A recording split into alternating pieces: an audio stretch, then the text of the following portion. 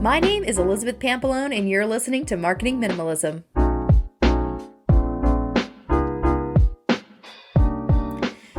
I wanted to talk today a little bit more about social media. I know this is becoming a social media podcast, I feel like. But I wanted to talk about something specific, and that is the way that social media was designed. And I know that last time we talked a little bit about, how you could get rid of social media in your marketing and if that's even possible. And before that, we talked about, how social media is making us dumber. And today I want to talk about the design of social media and that it was actually designed to trigger your addiction kind of part of your brain. And everyone has it. Now, some people are more susceptible to these things, as we know through the different addictions of substance abuse and things like that. And just even, gambling and that kind of thing. But what we want to look at is that social media was actually designed to be like a slot machine. And if you think about it, the likes that were introduced by Facebook and some other apps, along the way, those were not built into the original systems. They were introduced later. And once they were introduced, it was kind of an abstract way of someone knowing whether what they were saying, what they were putting out there was being recognized and being recognized well. So if you only have 2 or 3 likes on a post, kind of makes you feel a little crappy, like, oh man, that didn't work. It wasn't worth it. I need to do better, right? I need to put something out better. But if you have 20 or 30 or 100 or 1,000 or 200,000 likes on a post or 1 million likes on a post, these things happen, then you feel like, wow, I must be really resonating. This is the best stuff I've ever put out. And one of the things that the algorithm does, and I don't know if many people know this, is it actually will kind of throttle your likes on your posts. So for example, let's say you put out a post and 100 people like it. It will actually show you that 10 people like it. And then it will show you that 30 people like it.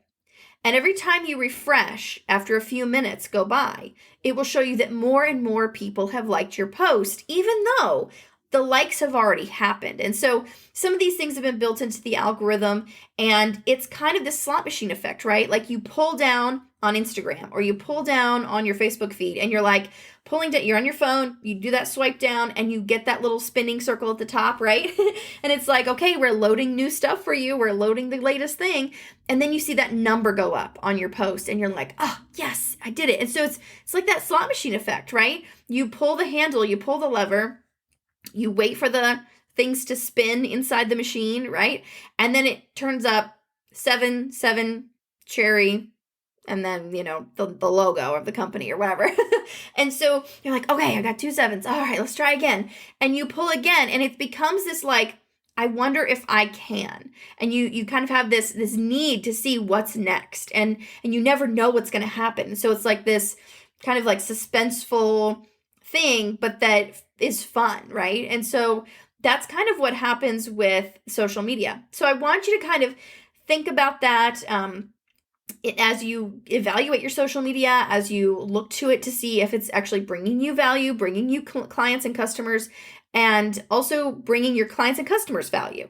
The way that we teach small businesses these days to market is completely unsustainable.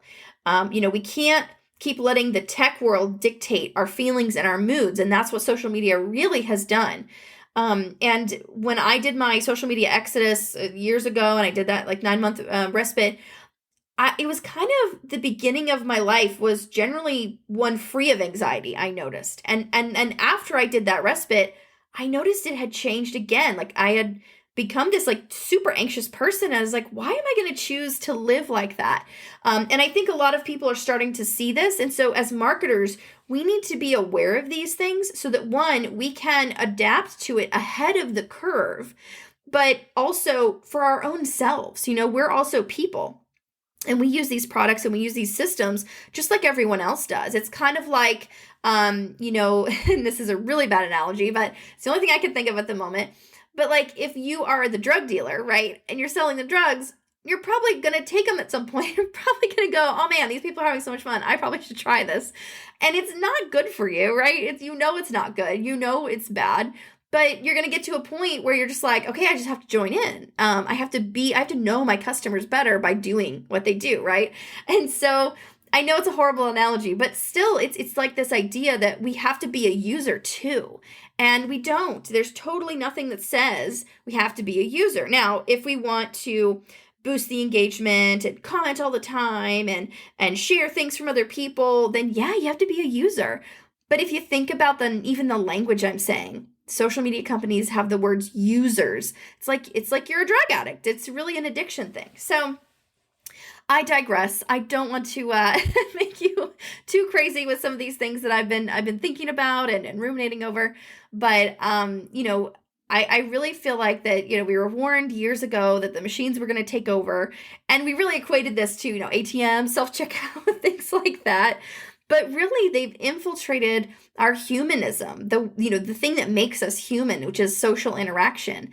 And it's become the foundation of marketing. And they've infiltrated that. And I think that, if we don't recognize that now, ahead of the time when all of this comes crashing down, then we will not be able to sustain or survive what's next. So I think we need to lead the way and be a little bit skeptical of what's happening with social and in the social world, and find those alternatives now before it's too late. Talk to you next time. Thanks for listening. If you'd like to learn more, please visit marketingminimalism.com.